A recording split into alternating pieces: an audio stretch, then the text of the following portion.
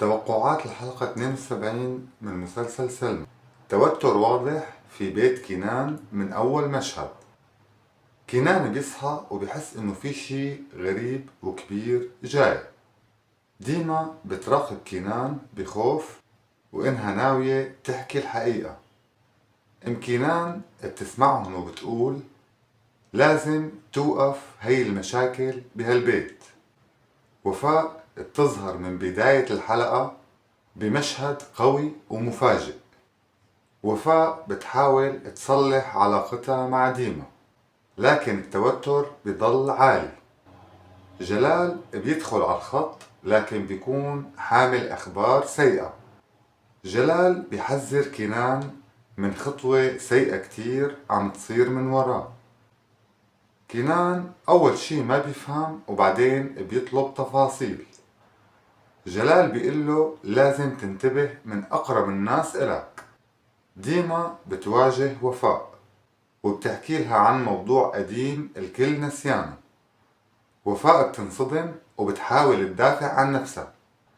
كنان بتحاول تتدخل لحتى توقف الخلاف، بس ما حدا بيسمع.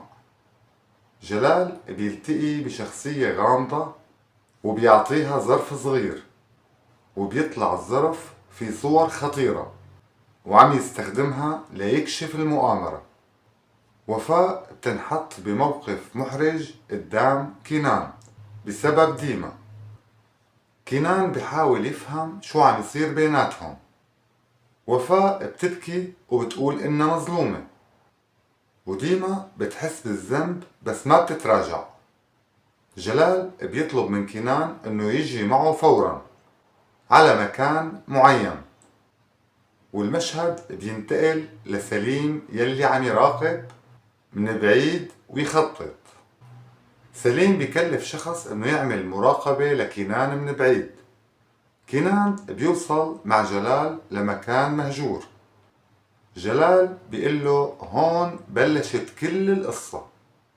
كنان بيشوف أوراق قديمة بتخص والده. جلال بيكشف سر مدفون من سنين. كنان بينصدم وبيحس انه الارض عم ترج من تحت رجليه. ديما بتتصل بكنان وبيكون ما عم يرد.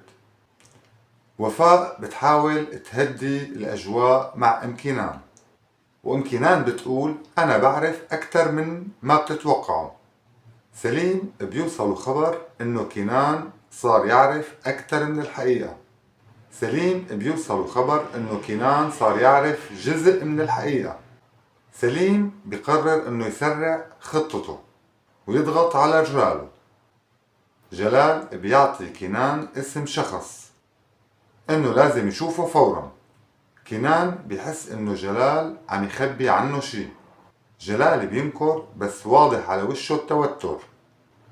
ديما بتروح لعند وفاء لحتى تصالحها، لكنها بتسمع شي بيوجعها.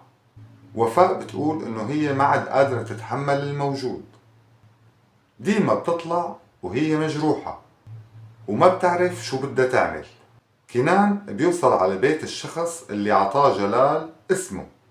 الرجل الكبير بالسن بيفتح الباب وبيقله كنت ناطر هاللحظة. الرجل بيعترف على سر كبير من ماضي والده لكنان، وكنان بيفقد أعصابه وبيكسر الطاولة. وجلال عم يراقب كل شي من بعيد. مشهد غامض لوفاء وهي عم تقلب بصور قديمة.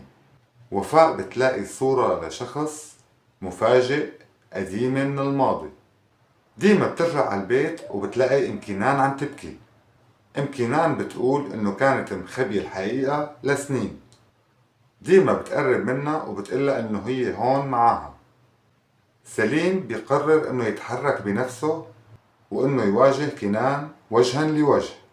والحلقة بتوصل لمشهد المواجهة الكبيرة. كنان بيوصل على مكان اللقاء وهو معصب، وسليم بيوقف قدامه بابتسامة باردة. كنان بيقله صار الوقت لحتى نخلص من هاللعبة. سليم بيقله هلأ بلشت اللعبة مو خلصت. جلال بيوصل متأخر.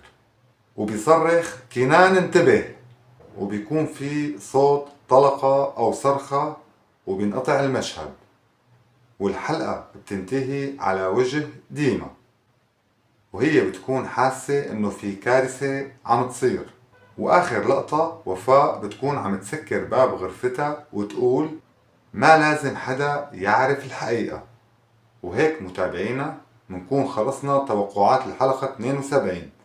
لا تنسوا الاعجاب بالفيديو والاشتراك بالقناة وتفعيل زر الجرس لحتى يوصلكم كل شي جديد، وشكرا الى اللقاء.